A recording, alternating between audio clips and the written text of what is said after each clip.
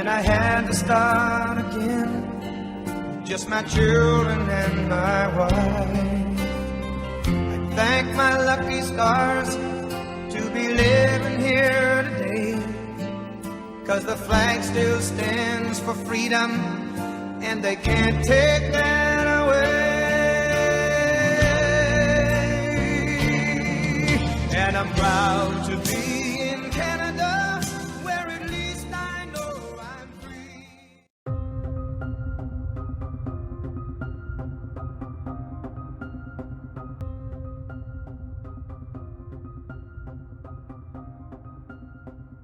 To present to you our views and concerns regarding Bill S219. Thank you, Mr. Chair. I'm delighted to be here and to appear before this committee to participate in the discussion on Bill S219. And explain why the Senate should reject this bill in its entirety.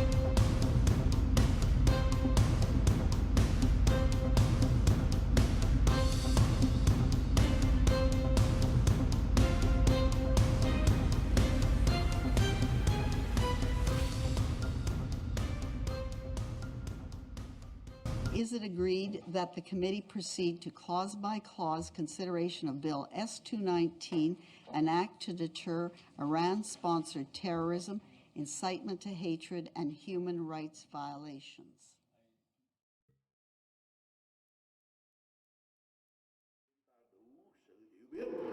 Để nghĩ rằng cái ngày 30 tháng 4 là cái ngày chánh và cái đạo luật này là chỉ nhắm vào cái ngày 30 tháng 4 mà thôi.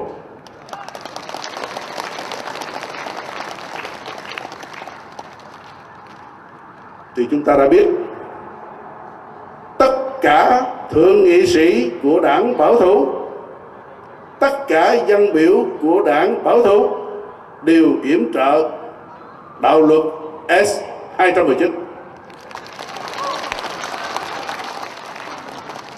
Các vị đã nghe trên TV về sự tranh cãi lần thứ hai, lần thứ ba, thì quý vị cũng đã biết ai là người chống cái đạo luật này, ai là người yểm trợ của đạo luật này. Chúng ta phải có hành động đó. Đó là cái đạo luật S219 để chấm dứt. Tôi xin giới thiệu. Now, I spoke with the Vietnamese people, my Vietnamese people and my colleagues here, regarding the Bill S219. And the Bill S219, the person, the MP who sponsored my bill in the House of Commons, cái người mà bảo trợ cái đạo luật của tôi tại Hạ viện, là ông dân biểu Hai.April ở York Center. Hello, ladies and gentlemen. Please watch and look and think about my video for injustice. It is a system of dictators that harm me. We are in danger. Please save us, save our family. We need your help. Please, thank you. Why I Okay, so you don't, yeah, well, this is what we're going to discuss is why you're here today. Yeah, Okay, but you do understand you have been charged. Yeah. Okay. You're aware of that, okay? But you charge me, but I'm not guilty. Okay, that's what we're going to talk okay. about right now. Once again, I have to caution you that you have been charged, with 3 counts of mischief and 3 counts of uttering death threats. Three times. Okay, on both. You are not obligated to say anything unless you wish to do so, but whatever you say may be given in as evidence.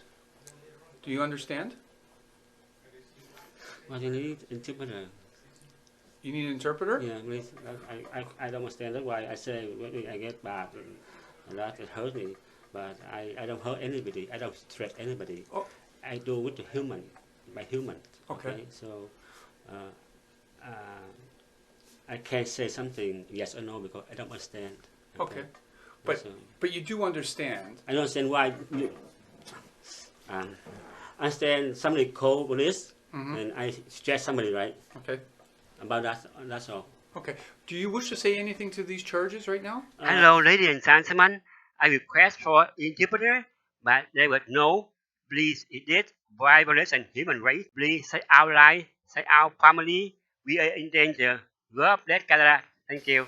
And that one of the event, the guy, he threatened on the forum.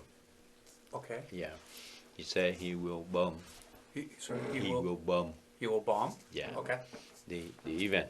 He's going to bomb the event. Okay. Talking to you that that's the gentleman right here. That Yeah. home. Yeah. He's new. Maybe he's not comfortable to see police something, but I believe he's smart. He good guy. Yeah. He decent guy. Okay. He talking to me on last Wednesday on the way we went to Ottawa for the public hearing about the bill. Okay. Let's come back. He talking to me about he knew that this guy VuPhong Yeah. usually keep gasoline in his truck. Gasoline in his trunk? Gasoline in his truck. Okay. So that's one of the things I thought I would see Daniel. I come to the division. Mm-hmm. I want to report that. Actually, I prepared to do that. Okay. And today I see you. So. Okay, good. I'm just going to recap what I heard. Yeah. You used the word bombing today. Can you expand on that? Like my understanding to this guy, Mm-hmm. he because the word bombing may be a regular word. People hear, people use it. Okay. But to me, my understanding to this guy, most of the thing I think that he can use the gasoline. Use gasoline. Okay. He can do something because we saw him burning the flag. You saw him burning a flag. Yeah. Okay. By the gasoline. Hello, ladies and gentlemen. Please look on the bottom on left side what is that in my bag. And during I burn Hanoi Communist flag, Pháp Nguyễn, he speaks over there. How can he see me? That he lied to police. He joke around in Low Canada. Please say us, say our family. We are in danger. This our system of dictator try to harm me. Thank you. Rồi. Ảnh hưởng ngược lại, tại vì khi những người Việt Nam đi nạn họ nhìn thấy lá cờ này rồi Đã Việt Cộng phá luôn. chắc là nó tới kế bên rồi. Đó, cho nên chúng tôi thực sự là rất là thêm dầu vô. phẫn nộ với lại thành phố Ottawa trong vấn đề này. Còn về vấn đề nhân quyền thì như từ trước đây quý vị cũng biết là chính phủ Việt Nam đã bắt 3 người hoạt động cho nhân quyền. Thì tôi thấy thành phố Ottawa. And we scared. Okay. Like I organized that demonstration too. I came to Ottawa for a demonstration. The people there, you're not allowed to burn anything on the road. Yeah. People tell him, I don't know, he didn't listen. He didn't listen to any regulation. Okay. He come into the corner, then he hang the flag there. Actually, the communist flag, the Vietnam flag. Okay. Then he started, I don't know when he was a gangster. But people, they confirm he's kind of that person. What does that mean to you, sir? It means to me that, he can kill you. He can kill you by any weapon, we don't know. Does he have any tattoos or anything like that? No, I don't know. No, okay. I'm not sure, maybe he... How long have you known him for? I believe around 4 years to 5 years. Thơ Phúc Đáp cho biết, Văn phòng Cao ủy tị nạn đã trực tiếp với chính phủ Hoàng gia Thái đặt vấn đề cho chở anh Phạm Mạnh Hùng theo luật quốc tế quy định, kể cả việc ngăn ngừa trường hợp dẫn độ anh về nơi mà tính mạng và sự an ninh của mình có thể bị đe dọa. Để tránh nguy hại bị trục xuất, Cao ủy tị nạn đang xúc tiến việc định cư cho anh Phạm Mạnh Hùng đến một nước thứ ba. Chúng tôi đã liên lạc với văn phòng Thượng nghị sĩ Ngo Thanh Hai tại Ontario, Canada. Thượng nghị sĩ cho biết. Dạ, cứ sau khi tôi biết anh Lạng Châu bị bắt vào ngày 12 tây thì ngày 14 tây thì tôi viết cái văn thư, gửi cái văn thư đến, tôi gửi cái văn thư chính thức gửi đến Cao ủy tị nạn tại Thái Lan. Và cái văn thư của tôi gửi bằng email và đồng thời gửi bằng hard copy gửi qua bên. Đồng thời cũng gửi cho tòa đại sứ Canada tại Thái. Thì tòa đại sứ Canada tại Thái đã liên lạc với Cao ủy tị nạn liền, và đồng thời Cao ủy tị nạn sau khi nhận cái thư đó thì họ đã can thiệp với chính phủ Thái về trường hợp của anh Đặng Chí Hùng. Được biết, Đặng Chí Hùng là bút hiệu của Phạm Mạnh Hùng, tác giả các bài viết những sự thật không thể chối cãi. Thượng nghị sĩ Ngô Thanh Hai cho biết. Tùy cái quốc gia nào mà anh Đặng Chí Hùng muốn xin đi và cơ quỹ tị nạn lo sắp xếp cho anh Hùng đi như thế nào.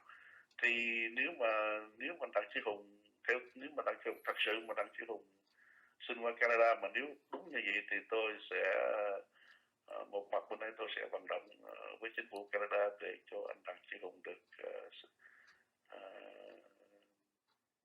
công nhận và được chấp nhận một cách lẹ làng hơn. Ngoài sự lên tiếng của Thượng nghị sĩ Ngo Thanh Hai từ Canada, tại Hoa Kỳ, cơ quan SOS VuPhong, đài phát thanh đáp lời sông núi, cũng đã vận động can thiệp, cùng với một số hội đoàn cộng đồng người Việt tại hải ngoại cũng đã gửi thỉnh nguyện thơ đến Cả ủy Tị nạn Liên Hiệp Quốc về trường hợp Đặng Chí Hùng. And second time, I feeling very bad smell. I asked him, why every time I sit with you in your car, I have the smell. He told me, I have the bottle. I say, you liar.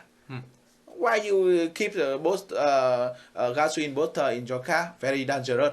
Yeah, very dangerous. He told with me, because sometimes I need the fire with communist flag.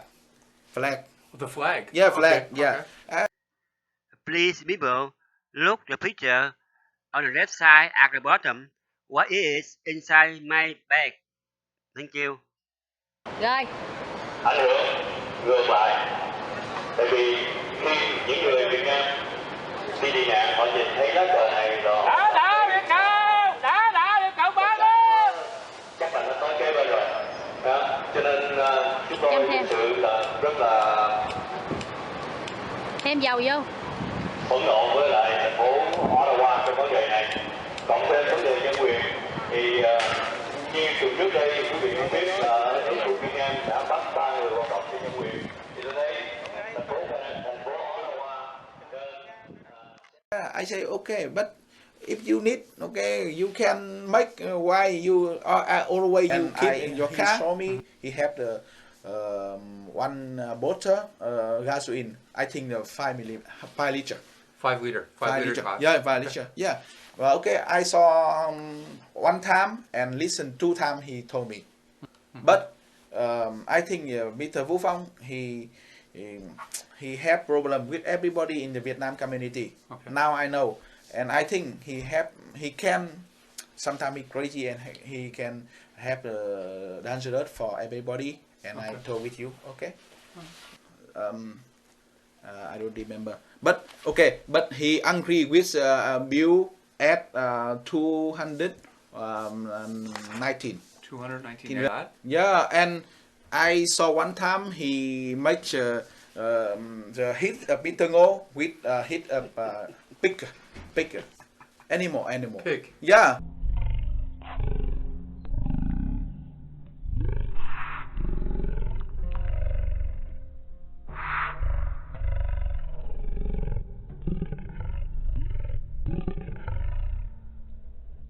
Và bài viết chống Việt Giang được tạo ra để đánh phá cá nhân Thượng nghị sĩ Ngô Thanh Hai. And he used a Photoshop program. Okay. He made their faces a pig. Yeah. Please look the picture. It is in my disclosure from the police. Thank you very much. Okay. Yeah, and I think very bad. Yeah. And it's crazy. And I told with Mr. Fat, what happened? Why he used gasoline? And I think it's very bad. Sit with him in the car, in his car, and I feel the smell. Yeah. Do you know what kind of car it is? This car, his car, Toyota Accord, but very long, very old. An old Toyota Accord, sedan. Sedan? Okay. Yeah, Accord, small car. Small car? Yeah, I think it's series 1987, maybe. 1987. Yeah, very old car. Yeah. Okay, very old car. Yeah. What color is the car? Black. Black car? Yeah. Police, please. Đặng Chí Hùng, lie 99% to you. Why you left him free? I'm nothing. You putting 7 days in the jail, no trial. Please. How long you be a policeman? What a job you are? You working for who? Please. Chiếc xe tôi đó là Honda Accord mà Đặng Chí Hùng nói là Toyota Accord, ok? Chiếc xe tôi màu xám mà Đặng Chí Hùng nó màu đen. Yeah. Do you know where he lives? I never go to his home, but one time he told with me in his home. I don't near my home. Near my home. Near your home. I don't understand. I don't remember the street, but okay, I can tell you. Yeah, this Saint Clair. Saint Clair, yeah. Yeah. Live in Haga, and that's Runnymede. Runnymede. Yeah. And you go. After Walmart. Walmart. Yeah, Walmart near Runnymede. Okay. Yeah. You turn right. Yeah. You turn right in the street opposition the Walmart. Yeah, and you go to I think 1 kilometer. Yeah. You turn left. Hello, ladies and gentlemen. I have been hurt for 5 years. I cry for every day. Please injustice for me. I must publish all my document video because this video is the evidence for me. Please say us family special. I need Prime Minister Justin Trudeau and Parliament of Canada. Please do it for me and keep Canada safety.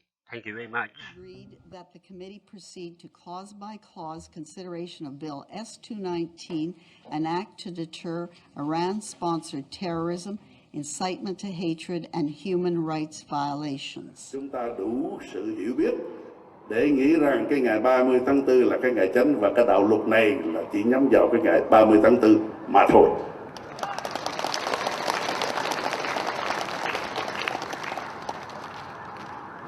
Thì chúng ta đã biết tất cả thượng nghị sĩ của đảng bảo thủ, tất cả dân biểu của đảng bảo thủ đều yểm trợ đạo luật S219.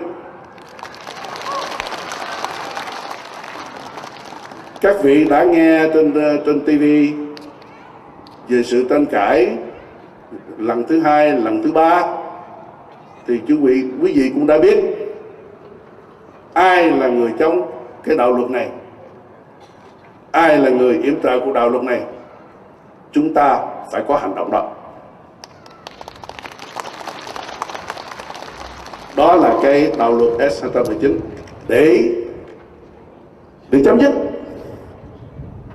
Tôi xin giới thiệu. Now, I spoke with the Vietnamese people, my Vietnamese people and my colleagues here regarding the Bill S219. And the Bill S219, the person, the MP who sponsored my bill in the House of Commons, cái người mà bảo trợ cái đạo luật của tôi tại Hạ viện là ông dân biểu Hai.April ở York Center. Đây là một chiến thắng lớn cho toàn dân Canada. I just want to say this is a great victory for Canada today. We are celebrating as members of the great Canadian family this passage today of Bill S219, the Journey to Freedom Day Act. So forever it will be installed in Canadian law that we will commemorate April 30th as a day of commemoration. Your presence reminds us all as parliamentarians about the precious value of our freedom, of our democracy, that we Canadians sometimes take for granted. But the Vietnamese refugees in Canada have never taken their freedom or our democracy granted, never, not for one single day. And in expressing that gratitude, let me thank my dear friend, Ngo Thanh Hai, for all that he has done to make this day possible.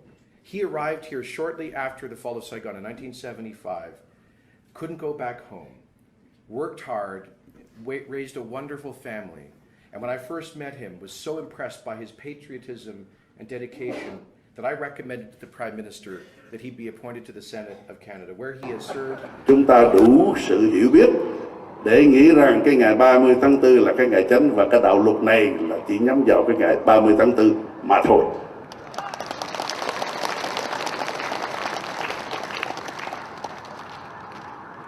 Thì chúng ta đã biết tất cả thượng nghị sĩ của đảng bảo thủ, tất cả dân biểu của đảng bảo thủ đều yểm trợ đạo luật S219.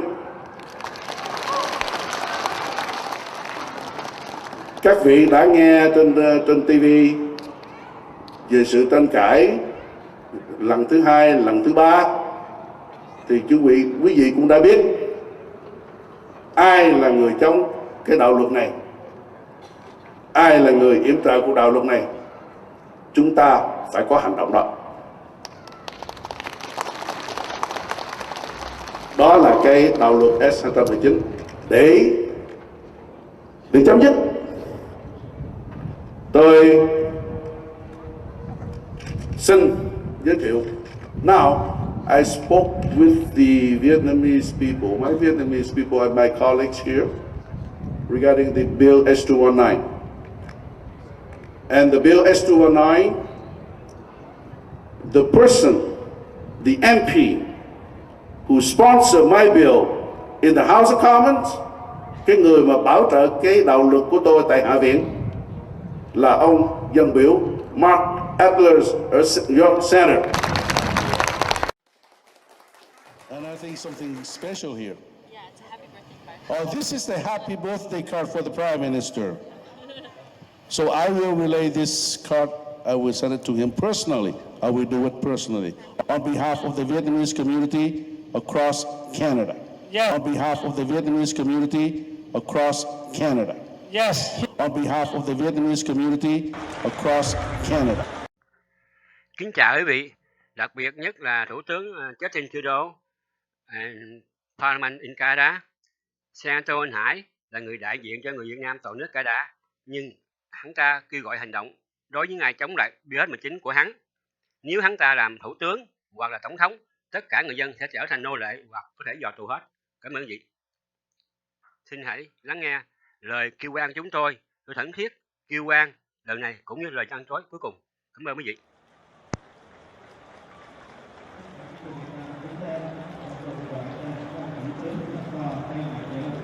Stephen Harbour, Stephen Harbour, Stephen Harbour, Stephen Harbour, Stephen Harbour, Stephen Harbour.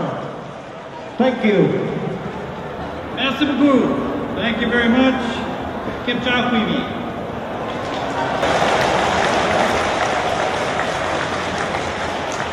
And of course, my thanks and all of our thanks to my introducer, who is, as you know, the first ever Vietnamese Canadian member of the Senate of Canada.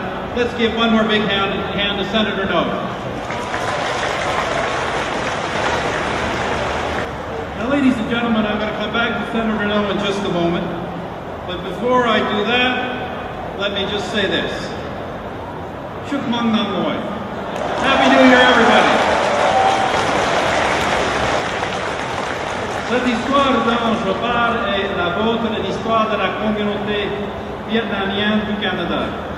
It is your story, or perhaps it was your parents' story or your grandparents' story, but it is the story of this country's Vietnamese community, and it is a story that more Canadians should know. I know that it's a story that your senator wants more Canadians to know. That's why he, along with our colleague in the House of Commons, Mark Adler, wants Parliament to designate April 30th as Journey to Freedom Day in honor of Canada's Vietnamese people.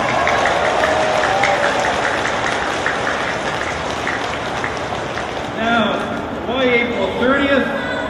The senator says not because it's my birthday. It's inspired by his own journey to freedom and so many of yours to this country beginning back 40 years ago in 1975. Every year on that day, April 30th, Canadians will in the future mark the modern beginning of this country's Vietnamese community. And I know, Senator, that everyone here wants to thank you for serving as a champion of this cause and for freedom, democracy, human rights, and the rule of law for all Vietnamese people. For study on Bill S219, which is currently before the Committee of Foreign Affairs and International Trade, entitled An Act to Deter Iranian-Sponsored Terrorism, Incitement to Hatred, and Human Rights Violations. We have as witnesses today the Honourable Irwin Cotler, former Minister of Justice and Member of Parliament and well-known international human rights activist. And from the Iranian Democratic Association, we have Shahram Gostantz. And I understand both of you have brief presentations, and then I'm sure the senators will have questions. Gentlemen, who would like to start first? Mr. Shaw. Please proceed. Thank you, Mr. Chair. I'm delighted to be here and to appear before this committee to participate in the discussion on Bill S219. Chúng ta đủ sự hiểu biết để nghĩ rằng cái ngày 30 tháng 4 là cái ngày chánh và cái đạo luật này là chỉ nhắm vào cái ngày 30 tháng 4 mà thôi.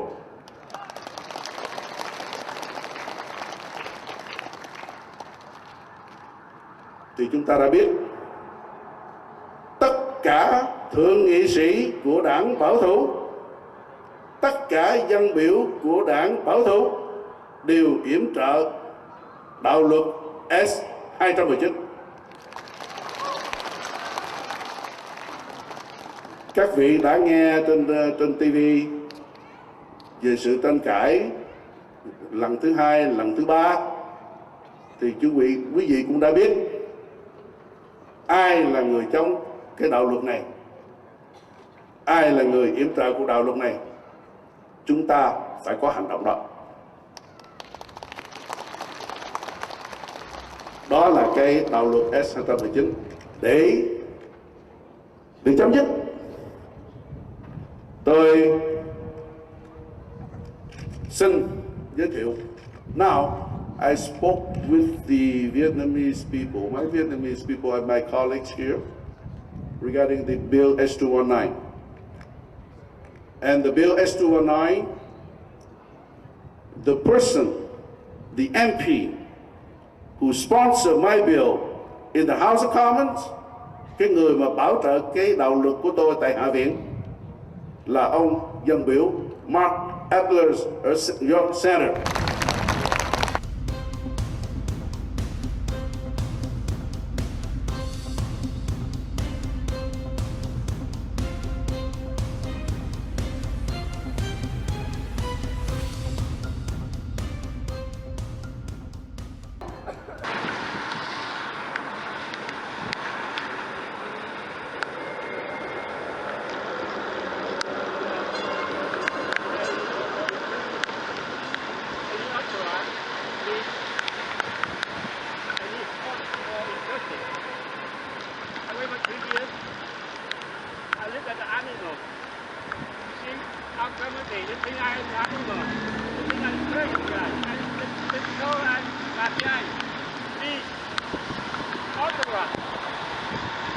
Trudeau, people in Canada, the law in Canada, help us. We need your help. We need your help. In Canada has a great law. We need your help, please. Bring me to the court and let you know what happened. They don't know that, what they did to me. What you said about our community. Please, help us. We need your help. Please, thank you. Please, we need your help. I live for the animal for 3 years from now on. I'm a human. I'm not an animal. Please, they don't know that. You must answer me why. Ottawa, Prime Minister, Tribunal, Ottawa, please. We cry for 3 years from now on. If you are human, you are good government, please bring me to court. I will tell you what happened. Please, Now, today, we're not our country. We go history called Vietnam. We pray for people die for us. We pray for the who pay for freedom. We don't do anything bad. We don't kill any people. We live for our people. We die for our people. Please, government, Justin Trudeau, Ottawa, bring me in. Please, I need you. I need you. Ottawa, I need you.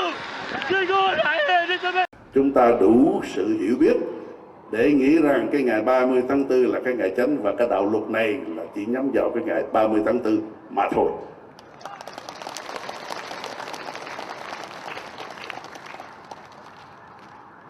Thì chúng ta đã biết tất cả thượng nghị sĩ của đảng bảo thủ, tất cả dân biểu của đảng bảo thủ đều yểm trợ đạo luật S219. Các vị đã nghe trên TV về sự tranh cãi lần thứ hai, lần thứ ba, thì quý vị cũng đã biết ai là người chống cái đạo luật này, ai là người yểm trợ của đạo luật này. Chúng ta phải có hành động đó. Đó là cái đạo luật S219 để chấm dứt. Tôi xin giới thiệu. Now, I spoke with the Vietnamese people, my Vietnamese people and my colleagues here, regarding the Bill S219. And the Bill S219, the person, the MP who sponsored my bill in the House of Commons, cái người mà bảo trợ cái đạo luật của tôi tại Hạ viện, là ông dân biểu Hai.April ở York Center.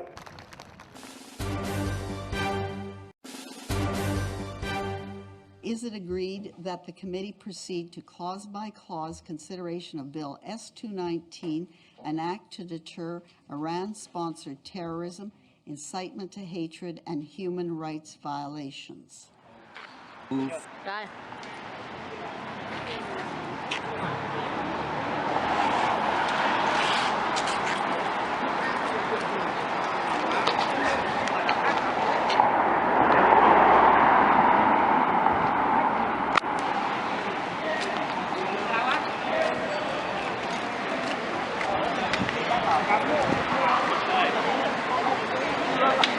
Rồi.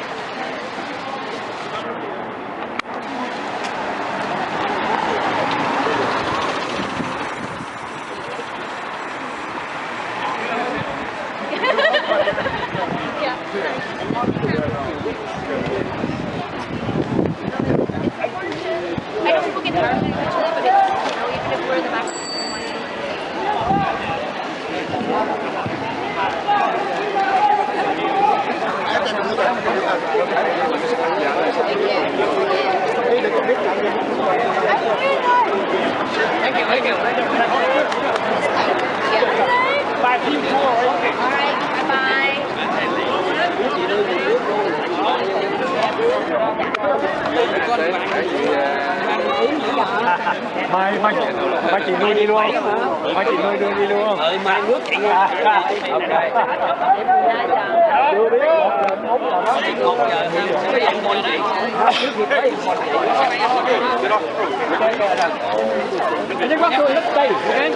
Hey, walk this way.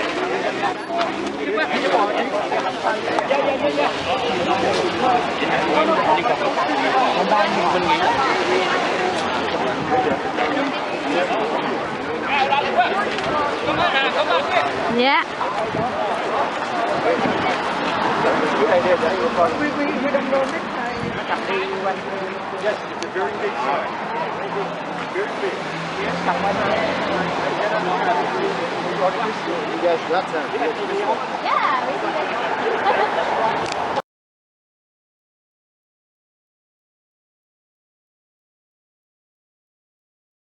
Đủ sự hiểu biết để nghĩ rằng cái ngày 30 tháng 4 là cái ngày chánh và cái đạo luật này là chỉ nhắm vào cái ngày 30 tháng 4 mà thôi.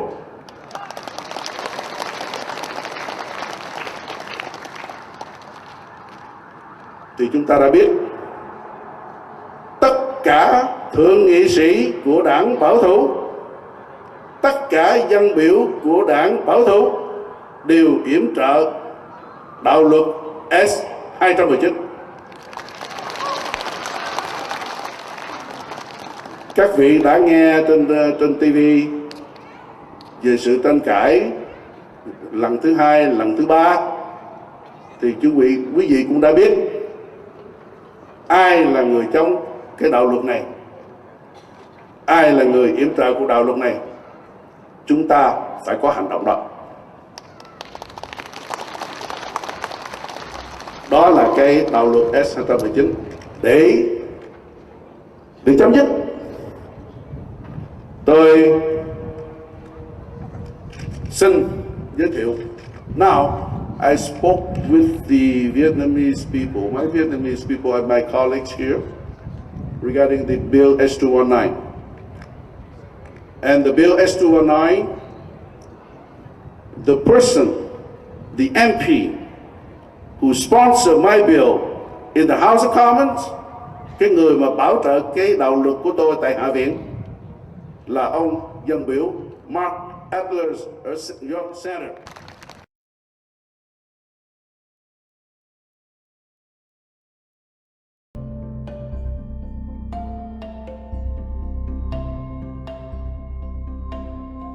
Ngày 1 tháng 4 năm 2015, để chuẩn bị cho buổi điều trần lần thứ nhì về dự luật S219, hành trình tìm tự do sẽ được diễn ra vào lúc 3 giờ 30 chiều cùng ngày.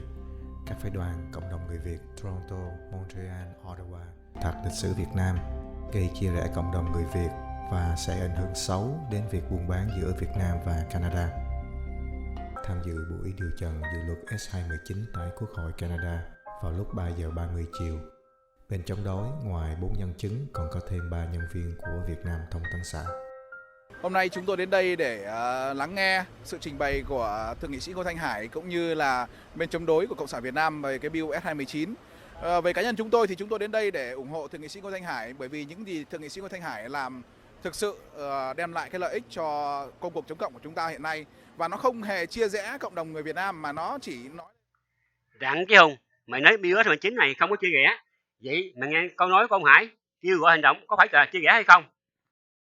Chúng ta đủ sự hiểu biết để nghĩ rằng cái ngày 30 tháng 4 là cái ngày chánh và cái đạo luật này là chỉ nhắm vào cái ngày 30 tháng 4 mà thôi.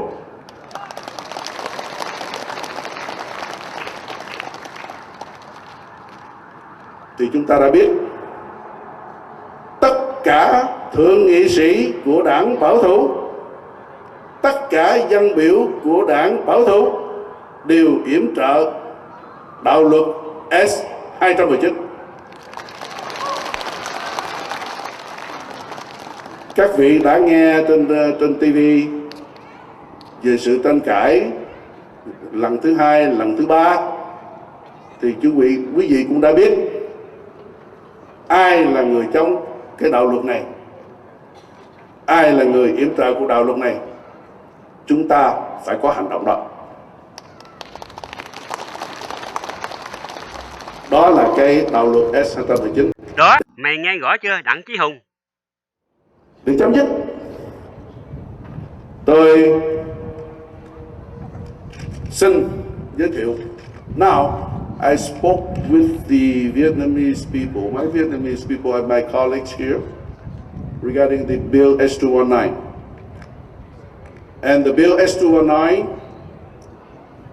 the person, the MP who sponsored my bill in the House of Commons, cái người mà bảo trợ cái đạo luật của tôi tại Hạ viện, là ông dân biểu Hai.April ở York Center.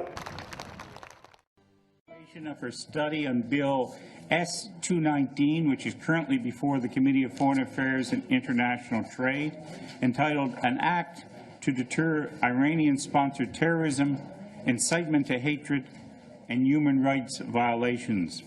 We have as witnesses today the Honourable Irwin Cotler, former Minister of Justice and Member of Parliament and well-known international human rights activist.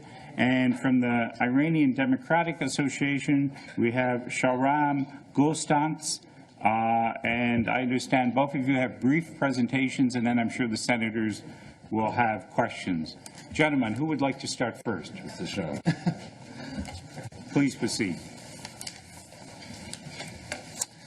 Thank you, Mr. Chair. I'm delighted to be here and to appear before this committee to participate in the discussion on Bill S219. My presentation focuses on some aspects of the bill that we believe are important considerations with respect to the Canadian values, security, and global affairs. I have been privileged and have the honor of working with Honourable Irwin Cotler, a distinguished scholar with vast knowledge of both Canadian and international law, and his relentless pursuit of justice in the global arena. Bill S219 is a step in the right direction. Cái dự luật 219 này đó là của riêng Canada, của người dân Canada và chính phủ Canada, không có của ai khác. Thành ra đây là một cái niềm hãnh diện cho đất nước Canada và chúng ta bắt buộc phải ủng hộ hết sức để cái đạo luật này để thành hình. Chúng ta là người Canada gốc Việt, cái đạo luật này là cho chúng ta người Canada gốc Việt không?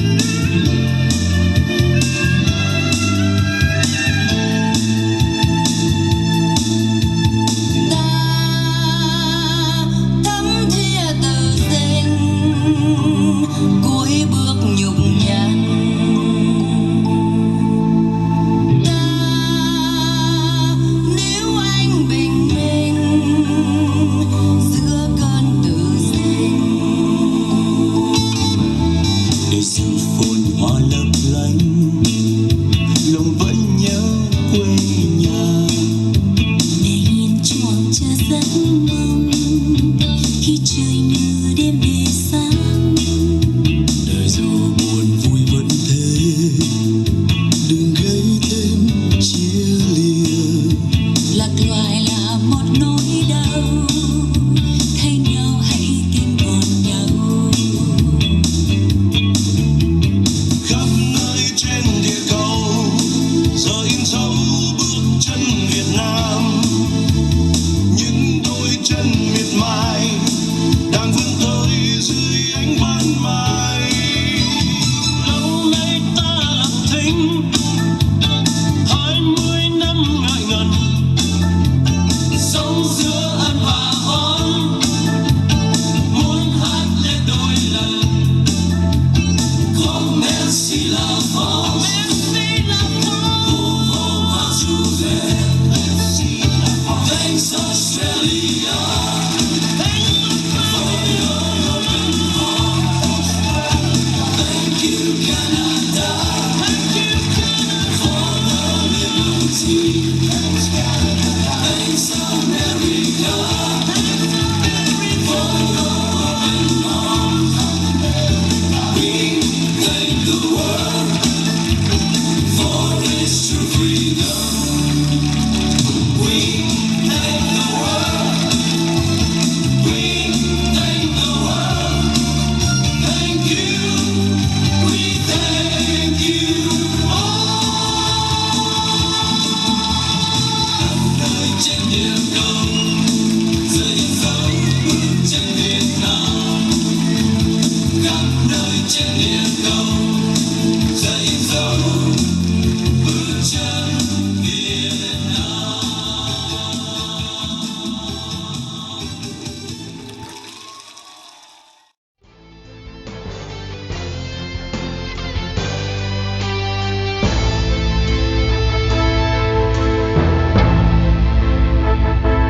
Trả lại đây cho nhân dân tôi quyền tự do, quyền con người, quyền được nhìn, được nghe, được nói, quyền được tròn chân lý tự do, quyền xóa bỏ độc tài độc tôn.